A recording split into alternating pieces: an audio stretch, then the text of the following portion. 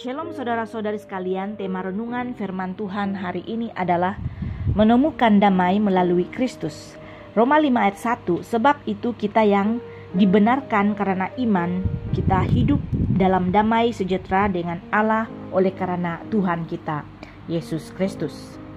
Saudara-saudari, semakin mendekat ke damai itu yang hanya ditemukan dalam Kristus Yesus, semakin iblis menarik mereka menjauh.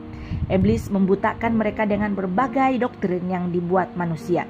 Tetapi puji Tuhan untuk kasih setianya, kita orang-orang Kristen menemukan damai sejahtera melalui Yesus Kristus. Hari-hari ini dunia masih mencari suatu kedamaian. Seolah-olah dunia sedang berlari menuju ke suatu kondisi yang lebih baik dalam setiap aspek yang menyangkut kedamaian. Tetapi sebenarnya manusia tidak tahu bahwa jalan untuk menerima damai sejahtera yang sesungguhnya telah Allah berikan kepada mereka adalah melalui anaknya. Paulus berkata, dan jalan damai tidak mereka kenal, rasa takut kepada Allah tidak ada pada orang itu. Roma 3 ayat 17 hingga 18. Saudara-saudara, kita harus berusaha untuk suatu kedamaian, tetapi Tuhan Yesus berkata, kamu akan mendengar deru perang atau kabar-kabar tentang perang.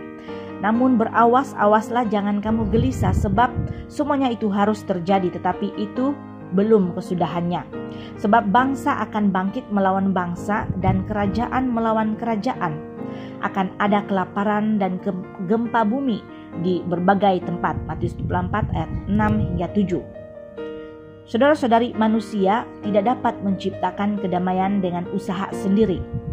Damai sejahtera dapat dialami hanya ketika kita menerima pengampunan Allah dan dipulihkannya hubungan kita dengan Dia melalui darah Kristus.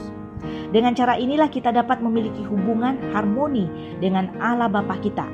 Tanpa pencurahan darah Kristus di atas kayu salib, tidak akan ada damai Tuhan, dan hanya dengan iman kita menerima Yesus. Kita dibenarkan oleh Allah, dan ketika Kristus masuk dalam hati, kita dimerdekakan dari rasa berdosa yang menghantui kita.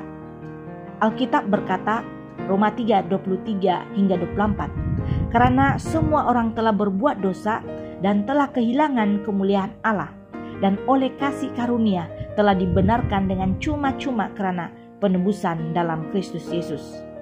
Kita sekarang memiliki damai sejahtera dalam hati kita, sehingga kita dapat dengan bebas tanpa rasa takut datang kepada Bapa kita melalui karya Tuhan kita, Yesus Kristus. Syukur kepada Tuhan. Amin.